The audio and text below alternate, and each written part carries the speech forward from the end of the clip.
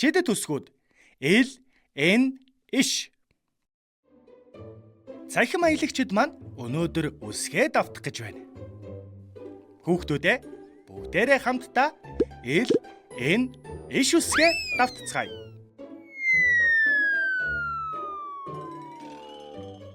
Энэ үсгүүд цагаан толгойн дарааллын хаана нь байдгийн бол?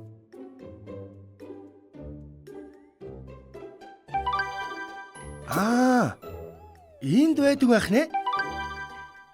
Тэгвэл эхлээд эл үсэгтэй танилцъя.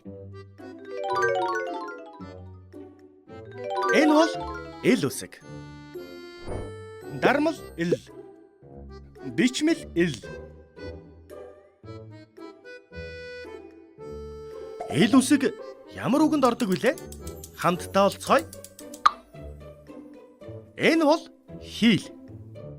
Хийл нь уянгалаг дуутай, чавхтас хөгжмийн зэмсэг. Энийг хардаа бидний идэх дуртай гадал жимс байна. Гадал шар өнгөтэй.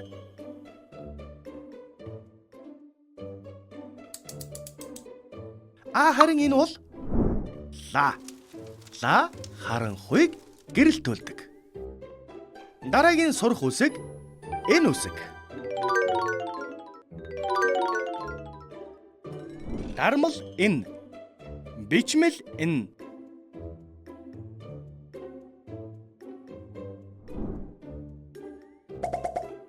Энэ үсэг ямар үгэнд ордог вүлээ? Хамтдаа олцгоё. Энэ бол хун. Хун усны шуудын нэг.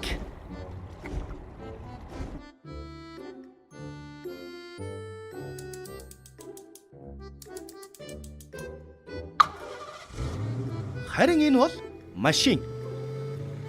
Хүүхдүүд машинаар тоглох дуртай. Харин энэ бол нар.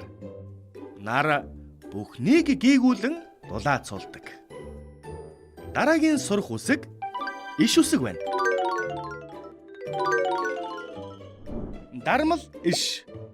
Бичмэл иш.